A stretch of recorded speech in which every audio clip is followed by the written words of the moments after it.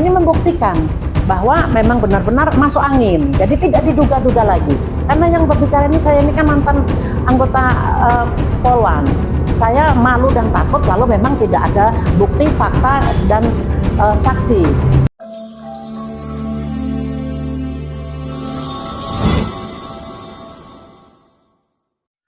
Oke, selamat sore teman-teman, sahabat Solmat, salam keadilan.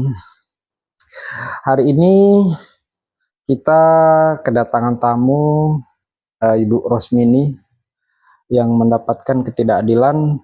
Assalamualaikum warahmatullahi wabarakatuh.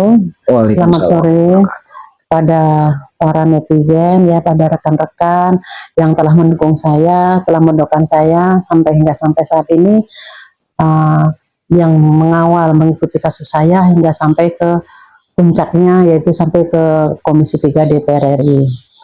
Saya sampaikan di sini, kasus saya di sini adalah, untuk awal perkenalan saya, nama Ibu Rosmini adalah mantan anggota Polwan Polda Lampung yang sudah viral, yang direkayasa PTDH saya dipecat di tahun 2015 atas dasar rekayasa yang didalangi oleh suami saya sendiri. Dan suami saya juga adalah seorang anggota Polri yang sekarang adalah berdinas di Polair Polda Metro Jaya. Ya, jadi kasus saya ini adalah kasus yang sangat fenomenal karena permasalahan saya ini adalah sesama anggota Polri. Saya adalah seorang anggota Polwan yang dulu saya bertugas di Polda Lampung, pernah bertugas di bagian Intel di Polresta Bandar Lampung. Pada tahun 2013 saya melaporkan suami saya, dulu masih berpangkat AKP, ya, AKP Edi Ahramsah, yang dulu bertugas di Kasat Polair Bakahuni Lampung Selatan yang terkenal tajir melintir. Nah, dengan adanya tajir melintir tadi sampai kasus saya aja dipelintir, dari hutang piutang dipelintir menjadi penipuan. Itu pun karena motif dendam, karena perselingkuhannya saya laporkan ke Propam Polda Lampung, sehingga AKP Edi Ahramsah pada waktu itu mengancam saya akan menceraikan, mempidanakan saya, dan agar dipecat dari kepolisian. Nah, dengan adanya saya ada permasalahan hutang piutang dengan pamannya suami saya yang bernama Bapak Zainuddin, sekarang sudah almarhum. Jadi hutang piutang di sini wajar dong, karena itu adalah keponakannya menanyakan bagaimana namanya Edi, bagaimana untuk urusan hutang piutang, istri kamu tolong dibantu angsuran, karena kan sudah saya angsur, tolong dibantu membayarkan angsurannya. Nah, pada saat itu Edi Ahramsah menyampaikan kepada pamannya, sudah laporkan saja Kak, saya juga sudah malu dilaporkan ke Propam Polda Lampung. Saya tidak ngurusi lagi masalah hutang piutang. Rosmini menyampaikan kepada paman saya, justru saya mau laporkan, saya mau saya ceraikan dan saya pidanakan biar dipecat dari kepolisian, seperti itu. Selain mengancam langsung terhadap diri saya dan lewat pamannya yang diakui oleh pamannya sendiri. Nah, kemudian dengan adanya BAP dirubah dari hutang piutang, bahkan penyidik pun yang merubah BAP saya ini diakui, disampaikan oleh pamannya bahwa penyidik ini ke rumah paman saya ini untuk merubah BAP itu di tahun 2013, sampai menyampaikan bahwa karena itu pas bulan puasa maghrib katanya kan, karena merubah BAP ini ya ke rumahnya, yang jelas itu kan tidak sesuai dengan SOP, sudah menyalahi prosedur. Nah, begitu. Nah, pada saat saya di sidang kode etik, pada saat saya di sidang di pengadilan, jadi saya ini dinyatakan bersalah melakukan penipuan, yang masalah hutang piutang tadi dikriminalisasi menjadi penipuan. Karena bukti-bukti kwitansi asli tidak dimunculkan, tidak ditunjukkan sebagai barang bukti dengan alasan penyidik bahwa tidak bisa dijadikan barang bukti karena berkas sudah terlanjur dilimpahkan ke kejaksaan. Tetapi kalau saya mencermati di sini kan saya ini kan polwan, saya juga pernah sebagai penyidik. Jadi ini semua sudah adanya mafia peradilan, oknum hakim, jaksa, polisi, kemudian pengacara yang tidak amanah, yang mempermainkan hukum, termasuk saya korbannya. Jadi saya dijatuhkan hukuman selama 8 bulan. Setelah saya masuk ke lapas, saya sudah dinas aktif kembali di tahun 2014. 17 Agustus 2014 saya mendapat remisi. Nah, tetapi ternyata suami saya ini AKP Ransah ini tidak puas kalau saya ini tidak dipecat. Sehingga bekerja samalah dengan Kompol Ferijal pada saat itu, tapi sekarang sudah berpangkat AKBP Ferijal, yang sekarang udah dinas di SPN Kemiling Polda Lampung. Nah, hanya 1 kali sidang saya langsung diputus PPDH. Sedangkan prosedur yang benar bahwa sidang kode etik itu harusnya dilaksanakan setelah 1 tahun saya melaksanakan menjalani hukuman. Tetapi ini 1 bulan setelah menjalani hukuman. Sedangkan saya sudah 1 tahun 6 bulan baru dilaksanakan sidang kode etik, jelas melanggar daripada Perkap nomor 19 tahun 2012 pasal 51 ayat 4. Di sini sudah jelas. Kemudian pada saat saya dimasukkan ke lapas, ditahan ini tidak awal mulanya saya belum pernah ditahan, kan harusnya minimal 14 hari penahanan baru bisa dilimpahkan ke kejaksaan. Tetapi yang dilakukan di sini adalah saya benar-benar dijolimi, dikriminalisasi, ya ini atas kerjasama antara suami saya, yaitu tadi karena dia sebagai Kasat Pol Air, dikondisikan dengan suami saya sendiri, ya, dengan pangkat, jabatan, dan uangnya. Nah, begitu. Nah, kenapa saya sampaikan di sini ini semua adalah rekayasa semua dari antara penyidik dan suami saya? Ya karena diakui oleh paman saya sendiri. Dan bahkan paman mengakui bahwa disuruh melaporkan saya membuat keterangan surat pernyataan diketahui lurah bahwa dipaksa mengadu oleh Edi Arhansa, tidak merasa ditipu oleh saya karena sudah utang piutang sudah diangsur. Nah, jadi dengan adanya permasalahan ini saya melaporkan balik paman saya ini keterangan palsunya. Nah, pada saat saya melaporkan balik keterangan palsu, tidak ditindaklanjuti lagi kepada penyidik karena ya diduga masuk angin. Nah, jadi pada saat saya akan mengurus asabri di sini, ternyata gaji saya ini digelapkan oleh bendahara, yaitu Aibtu Sukrana dan Aibtu Teguh Rahayu, bendahara Polres Lampung Selatan. Nah, karena dengan adanya viral, jadi karena kasus saya ini saya viralkan, kemudian pada bulan Januari 2023 diviralkan oleh anak saya melalui Twitter. Nah, baru dibuatlah surat pemberhentian gaji yang seharusnya SKPP ini dibuat bersamaan dengan saya dipecat di PTDH di tahun 2015, kan begitu. Nah, ternyata setelah saya ke KPPN, kebetulan saya rekam pernyataan dari pihak KPPN bahwa saya justru harus memulangkan kelebihan gaji di 2023 di bulan Januari karena Twitternya ini viral di Januari. Nah, sudah terlanjur masuk gaji itu di Januari dan harus dikembalikan, kan begitu. Nah, tetapi yang saya kaget, saya ini kan tidak menerima gaji selama 8 tahun, justru saya suruh mengembalikan. Nah, inilah yang saya tidak terima, makanya saya melaporkan bendahara Polres Lampung Selatan. Nah, yang terlibat dengan urusan saya ini, seluruh anggota baik penyidik maupun mantan daripada suami AKP Edi Arhansa sudah saya laporkan ke Propam Polda Metro Jaya, Polda Lampung, dan ke Propam Mabes Polri. Tetapi dari pihak Polda Mabes Polri, laporan saya yang saya sampaikan di sini adalah 3 orang dari Polda Metro Jaya, termasuk mantan suami, penyidik, dan mantan suami, kemudian Mabes Polri 2 orang, dan dari Polda Lampung di sini adalah 19 orang.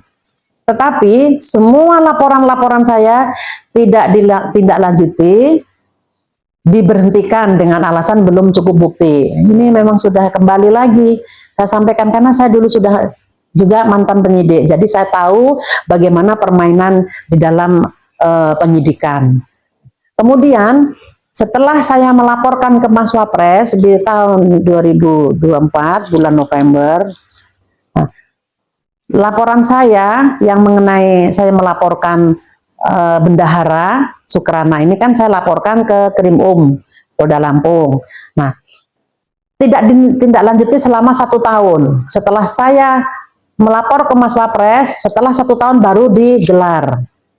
Pada saat gelar perkara pun di sini adalah abal-abal, semua penuh tipu-tipu. Karena bukti-bukti otentik yang saya sampaikan ke penyidik ternyata dihilangkan semua oleh penyidik. Jadi pada saat gelar perkara sudah saya sampaikan kepada Bapak AKBP Wahyu Sabara dan kepada penyidik serta kepada saksi, saya sampaikan sebelum gelar dimulai, saya minta waktunya untuk saya ambil sumpah Al-Quran. Karena apa? Karena ini sudah saya lakukan di Mabes Polri terhadap AKP Dwi Hartono. Karena AKP Dwi Hartono ini adalah menghilangkan daripada laporan saya mengenai melaporkan bendahara dan melaporkan mantan suami. Yang intinya adalah itu laporan ini 3 kali berturut-turut hilang, karena ini adalah sumber daripada sumber uang bendahara dan laporan suami saya, mantan suami. Jadi saya sampaikan waktu di Mabes Polri, kalau memang Pak Dwi merasa tidak merasa disuap atau masuk angin, apakah Bapak berani saya sumpah Al-Quran? Ternyata dia lari, melarikan diri. Nah, makanya saya terapkan di Polda Lampung. Ternyata pihak dari penyidik keseluruhan dari Polda Lampung yang menangani masalah saya yang saya laporkan tidak berani juga diambil sumpah Al-Quran. Nah, ini membuktikan bahwa memang benar-benar masuk angin, jadi tidak diduga-duga lagi. Karena yang berbicara ini, saya ini kan mantan anggota Polwan. Saya malu dan takut kalau memang tidak ada bukti, fakta, dan saksi. Makanya saya kejar sampai 9 tahun, memasuki sekarang adalah 10 tahun. Karena saya teramat sangat terjolimi. Nah, jadi permasalahan saya ini ternyata setelah saya konfirmasi ke PPATK, ke Perbendaharaan Pusat, dan ke Perbendaharaan Bandar Lampung, kemudian ke KPPN Pusat, mengatakan bahwa gaji saya ini memang masih dibayarkan selama 8 tahun atas dasar Perdirjen Surat Perbendaharaan nomor 21 _PB _2017. Tetapi juru bayar Bendahara Polres Lampung Selatan mengatakan bahwa itu salah ketik. Alasan pertama. Alasan kedua adalah kebakaran. Bahkan pada saat sidang gelar perkara, juru bayar sendiri mengatakan bahwa karena pada tahun 2023 Januari itu karena sudah viral, kemudian sudah rame, jadi diperintahkan Kapolres untuk segera membuat surat pemberhentian pembayaran gaji yang seharusnya ya dibuat di 2015, dilampirkan bersamaan dengan surat pemecatan saya di 2015. Inilah yang saya sampaikan kepada publik, kepada Bapak Kapolri, kepada Bapak Kapolda Metro Jaya, Bapak Kapolda Lampung. Saya berkali-kali menyampaikan mohon saya dipertemukan kepada seluruh anggota yang saya laporkan, dari pangkat Bribka sampai pangkat AKBP. Ini sekelas Kapolres. Tetapi selama 2 tahun tidak ada panggilan untuk saya dipertemukan, atau tidak ada panggilan untuk saya digelar yang saya laporkan di Propam Polda Lampung. Sehingga saya melaporkan permasalahan ini hingga ke Komisi 3 DPR RI. Mohon kepada Bapak Ketua Komisi 3 DPR RI, Bapak Presiden, Bapak Wakil Presiden, yang setelah saya melaporkan ke Mas Wapres, kemudian kepada Bapak Kapolri, mohon Pak untuk urusan saya ini kan urusan intern. Saya itu tidak bermasalah dengan orang lain, tidak bermasalah dengan institusi. Saya bermasalah dengan suami. Saya melaporkan suami selingkuh, tetapi saya dikorbankan ya karena semua sudah dikondisikan oleh suami saya sendiri pada saat itu. Kenapa saya sampaikan begini? Lah karena saya memang mantan istrinya. Saya kan dulu sebagai ibu kasatpol air. Kalaupun mau setor ke pimpinan, itu pun saya yang masukkan uang dalam amplop. Kalaupun mau setor ke pimpinan, saya yang masukkan uang dalam amplop. Bagaimana kalau itu dinyatakan ini tidak, kalau memang tidak mengakui kalau atau diterima suap atau masuk angin, ini buktinya mau disumpah Al-Quran berlari. Mohon kepada Bapak Kapolri, sekali lagi saya sampaikan, ini saya berjuang seorang ibu hanya untuk anak-anak saya Pak, karena anak saya ini ditelantarkan karena membocorkan perselingkuhannya sampai tidak diakui, bahkan diblokir Pak, yang sampai saat ini. Nah, makanya dengan cara inilah, karena dengan cara prosedur yang benar, tidak digubris, tidak didengarkan, ya artinya ya sekarang ini istilahnya kami ini sudah pakai jurus mabuk kalau sudah seperti ini. Kita ini sesama anggota kan seperti itu. Bagaimana penerapan hukum kepada masyarakat umum, sedangkan kami yang orang dalam saja diperlakukan seperti ini. Ya mohon kepada Bapak Kapolri sekali lagi untuk keadilannya, dan untuk permasalahan saya ini bila perlu ditarik kembali ke Mabes Polri untuk diadakan gelar perkara khusus, karena gelarnya di Polda Lampung pun abal-abal, penuh tipu-tipu. Gelarnya di Polda Lampung pun abal-abal, penuh tipu-tipu semua. Ya karena sudah semuanya nih sudah ada permainan kan begitu. Ya saya sampaikan sampai saya menyampaikan sumpah saya kejar sampai liang kubur, ini kan udah teramat sangat. Kalau memang saya tidak benar Pak, tidak mungkin saya kejar sampai sekarang ini. Dan setiap saya diambil keterangan, baik dari Polda Lampung, Metro Jaya maupun Mabes Polri, langsung saya live, saya buat video. Nah, kalau memang saya nggak benar, ya pastinya kan sudah ada tindakan saya. Kan begitu. Ini tidak, dablek semua, nggak ada yang angkat bicara. Yang apa yang semua anggota yang saya laporkan, tidak ada.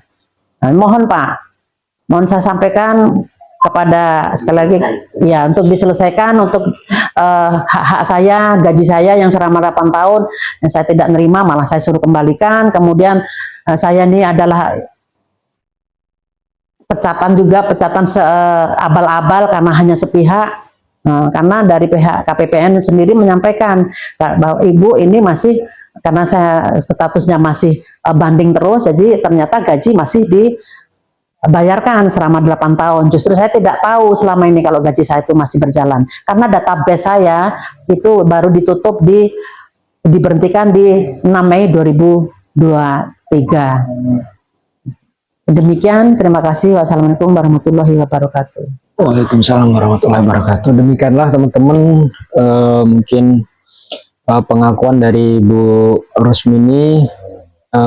Mudah-mudahan kasus yang beliau alami bisa terselesaikan dan bisa didengarkan oleh Pak Presiden dan mungkin Pak Kapolda, Pak Kapolri juga. Kita doakan bareng-bareng ya sama teman-teman. Ya, terima kasih Ibu. Selamat sore. Terima kasih. Assalamualaikum warahmatullahi wabarakatuh. Waalaikumsalam.